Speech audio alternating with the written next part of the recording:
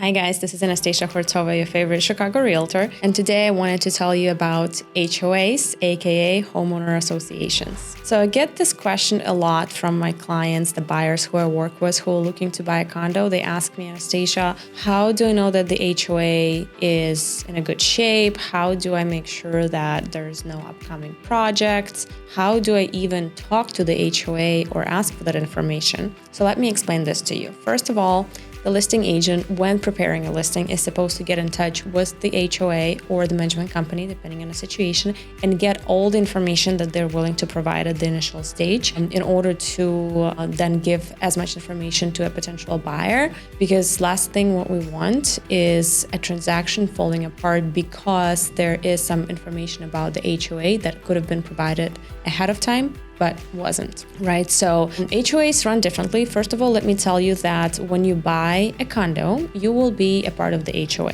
And then depending on the size of the building, the HOA might either be just self-managed HOA, meaning all owners are members of the HOA and they do their management themselves. They decide what projects they need to take on and how to run their budget and all of that. If a building is bigger, the HOA will decide to hire a management company, but the HOA is always there. It doesn't disappear if there is a management company taking care of the building. So the majority of buildings that are self-managed will be 3, 6, 9 units. Maybe the biggest self-managed HOAs that I have seen, maybe we're up to like 12 or maybe 16 units. But once you get above that, it typically becomes a little bit more complicated. So the HOA will then opt in to hire a professional property management company to take care of financial statements, filing taxes, figuring out all the fees, all the sale and transfer of ownership process, things like that. So how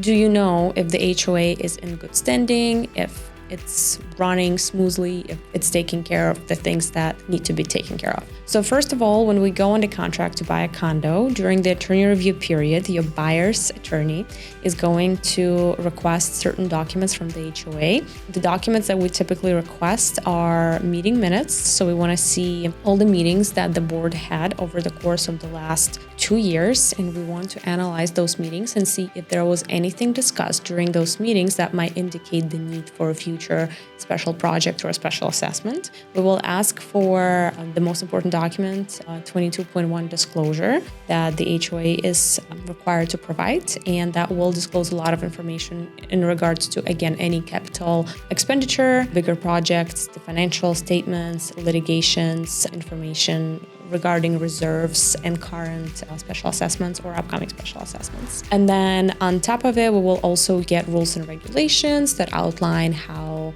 the HOA is set up and what are the things you can and cannot do when you become a member of that HOA, like for instance, pet policy, rental policy, etc. And also decks and bylaws. Those are important documents, but I typically don't pay attention to those that much because they are just legal documents that were put in place when the HOA first had to register with the state. And these are pretty standard documents and have a lot of legalese in them, so we don't really care for those. Once we get all the documents from the HOA, we will have 5 business days to review the documents and raise any concerns or questions. I hope this information was helpful. If you have any questions about how HOAs run, or if you have any horror stories that you'd like to share, leave a comment and I'll see you soon.